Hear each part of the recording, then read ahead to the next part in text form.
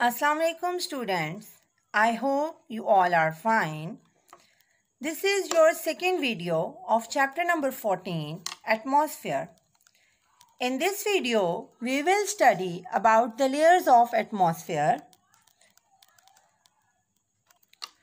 Atmosphere consists of 4 layers or spheres extending from the surface of the earth upward without any boundary. The concentration of the gases decreases gradually as we move upward in the atmosphere, and as a result of this gradual decrease in the concentration of gases, the pressure in the atmosphere also decreases as we move upward. But this decrease in concentration of gases do not have a gradual change in the temperature. The temperature of the atmosphere changes in a very complex way, and depending upon the change in temperature, atmosphere is divided into 4 layers. The first layer of atmosphere is troposphere. This is the lowest layer of atmosphere in which life is present and all weather changes takes place. This layer of atmosphere starts from 0 and ends up to 12 km from the surface of the earth. And the temperature in this layer changes from 17 degrees C to minus 58 degrees centigrade. This change in temperature is a decrease in temperature in the troposphere.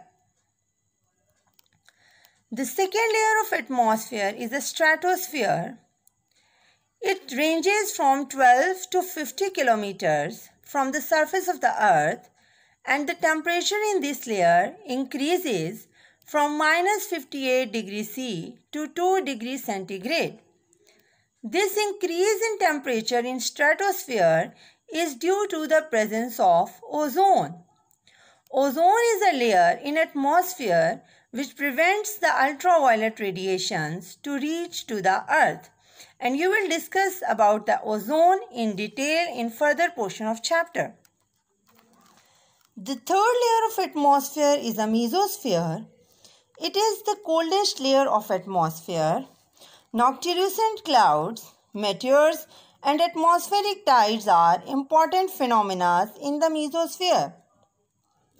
This layer ranges from 50 to 85 kilometers from the surface of the earth. Temperature in this layer decreases from 2 degrees C to minus 93 degrees centigrade. This temperature is lower than Antarctic even due to presence of ice clouds in the mesosphere. Next to mesosphere is thermosphere. This is the layer of atmosphere which ranges from 85 to 120 kilometers, and in this layer the temperature increases from minus 93 degrees centigrade. In this layer, UV radiation causes photoionization and photodissociation of molecules. As a result, creates ions. Temperature in this layer increases due to absorption of high energy solar radiations. Now we will discuss in detail about the important layers of atmosphere. The first layer of atmosphere is troposphere. It is the lowest layer of atmosphere which extends from 0 to 12 kilometers from the surface of the earth. The temperature in this layer decreases from 17 degrees C to minus 58 degrees centigrade. Major constituent gases of this layer are nitrogen and oxygen gas. These gases comprises 99% of the volume of the atmosphere. Beside nitrogen and oxygen, carbon dioxide and water vapors are also present in the atmosphere, but they are present in negligible amount. This negligible amount plays a very important role to help the maintenance of temperature in the troposphere. Now let's see how these gases are helpful to maintain the temperature. You can see in this picture the sun rays when comes, they are UV and visible light. When comes to the surface of the earth, they pass through the layer of gases. Now after reaching to the surface of the earth, some of the rays get absorbed and the remaining reflect back from the surface in the form of infrared radiations. But these infrared radiations, when reaches to the layer of carbon dioxide and water vapors, they get absorbed by the carbon dioxide and water vapors. And carbon dioxide and water vapors do not allow these rays to go out from the layer of carbon dioxide and water vapors. As a result, they remain inside the atmosphere of the earth, and as a result, they are helpful to keep the temperature of the earth within the limits and maintain the temperature of the earth. As we know, carbon dioxide and water vapors are very good emitter and absorber of infrared radiations. That's why they are helpful to maintain the temperature of the earth. As the concentration of gases decreases in the region, when we move to the altitude, the temperature in the troposphere also decreases, and this decrease in temperature is 6 degrees C per kilometer. So troposphere is that portion of the atmosphere in which life exists. All weather changes occur in the troposphere, and aircrafts also fly in the troposphere. The region next to troposphere is stratosphere. It extends up to 50 km from 12 km above the troposphere. The temperature in this region increases from -58 to 2 degrees centigrade. This rise in temperature is due to the presence of ozone due to absorption of radiation in this region. The temperature in this region increases as the altitude increases. It means in the lower level of stratosphere, the temperature is low, whereas in the upper level of stratosphere, the temperature is high. In upper stratosphere, the temperature is high because of the absorption of high energy ultraviolet radiations. As a result of the absorption of these ultraviolet radiations, ozone molecule break up into oxygen molecule and oxygen atom. Or you can also say monoatomic and diatomic oxygen is formed as a result of the absorption of ultraviolet radiations by the ozone. These oxygen molecule and oxygen atom move into the mid-stratosphere. In the mid-stratosphere, less UV light is present and less UV radiations are absorbed because oxygen atom and oxygen molecule recombines to form ozone. This formation of ozone is highly exothermic process. In this way, ozone layer is present in the mid-stratosphere from 25 to 30 kilometers from the surface of the earth. Next to mid-stratosphere is lower stratosphere, where less UV radiations are present, and as a result, no monoatomic oxygen is fair. Due to lack of monoatomic oxygen, ozone is not formed in the lower stratosphere. As a result, the temperature in the lower stratosphere is low. So, in the lower portion of stratosphere, temperature is low, whereas in the upper portion of stratosphere, temperature is high. So these are the layers of atmosphere, and I hope with this video you can easily understand about the layers of atmosphere.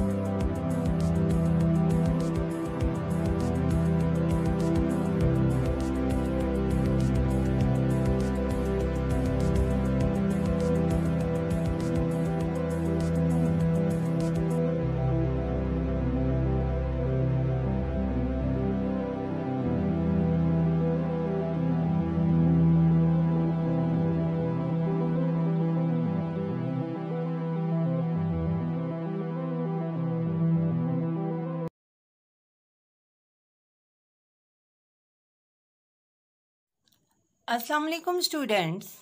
I hope you all are fine. Up till now we have studied normal and natural composition of the atmosphere and about the layers of atmosphere. Now in this portion of chapter we will study how the normal and natural composition of the atmosphere changes and what are the different things and factors which are responsible for the change in the natural composition of atmosphere. As a result of change in natural composition of atmosphere, what are the effects which are caused by the change in these compositions? So the substances that are responsible for the change in natural composition of atmosphere are known as pollutants. Pollutants are the substances that causes pollution, or these are the waste materials that pollute air, water or soil. These pollutants are created or discharged to the environment by different human activities. As a result, they make the environment like air, water and soil harmful or impure for life. Now we will discuss how can we determine that how much severe a pollutant is. Severity of pollutant depends upon the three factors.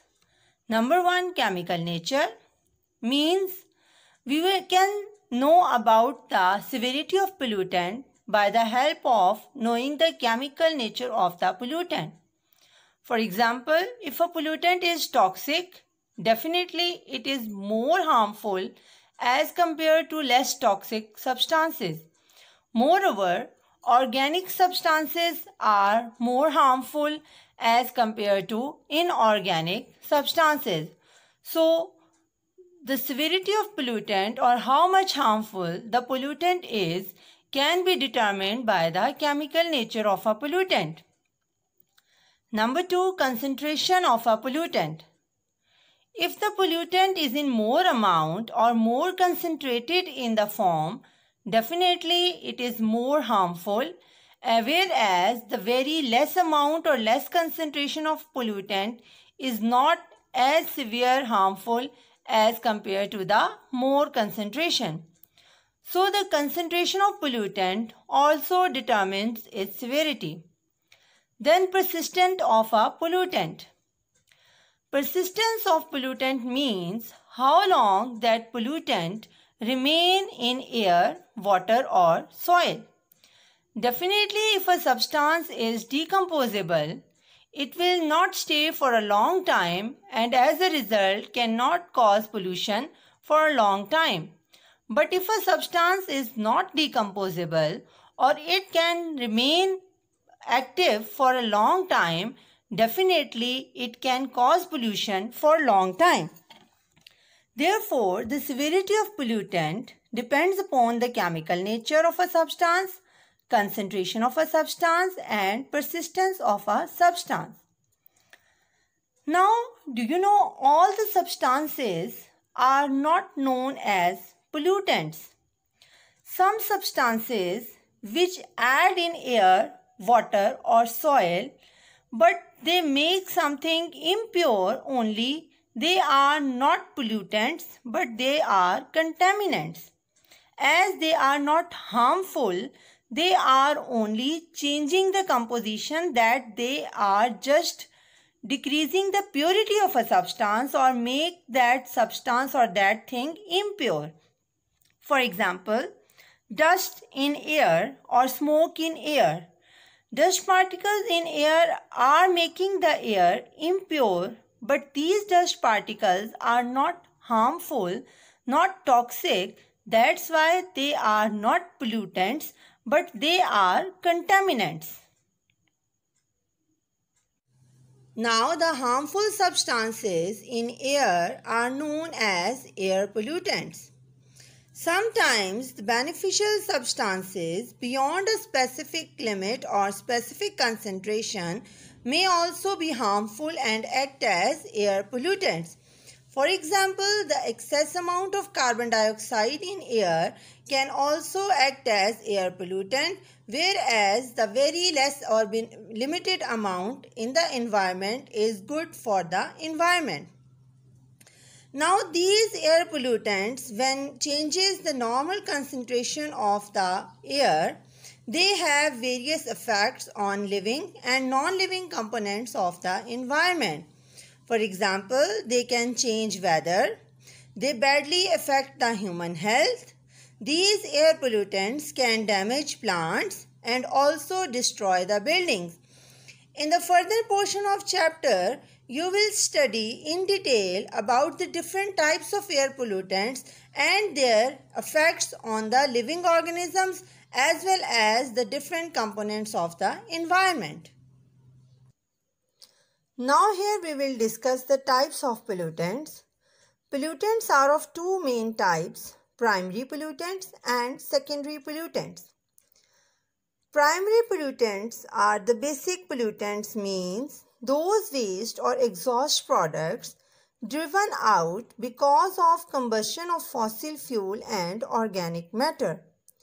Means all those gases which are produced as a result of burning or combustion of fossil fuels. Fossil fuels you have already studied are coal, petroleum and natural gas. So as a result of burning or combustion process of these fossil fuels, the waste or exhaust gases or some products which are produced directly from the chimneys and other sources, or for example industries and automobiles, these are known as primary pollutants. These are produced as a direct source or direct product by the burning of fossil fuels.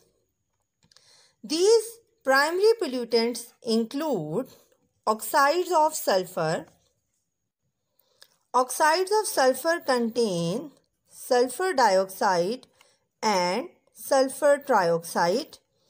Oxides of carbon contain carbon monoxide and carbon dioxide. Then oxides of nitrogen contain nitric oxides.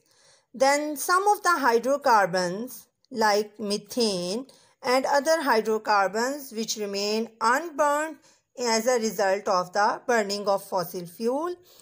Ammonia gas is also a primary pollutant, and some of the fluorine compounds are also primary pollutants.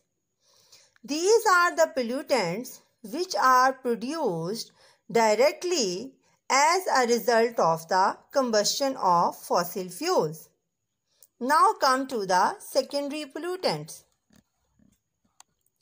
Secondary pollutants are those pollutants which are produced by various reactions of primary pollutants. Means as a result of the different reactions of primary pollutants, secondary pollutants can be produced. Now secondary pollutant is sulfuric acid, which is produced as a reaction of sulfuric water and sulfur dioxide. Nitric acid produced as a result of the combination of nitrogen oxide with water. Hydrofluoric acid is also a secondary pollutant. Ozone in troposphere also acts as a pollutant, and peroxyacetyl nitrate (PAN) is also a secondary pollutant. So these are the different pollutants or different substances which behave as a primary as well as secondary pollutants. I hope you can understand with this video about the pollutants and their basic types. In the next videos, you will study about the details of primary pollutants.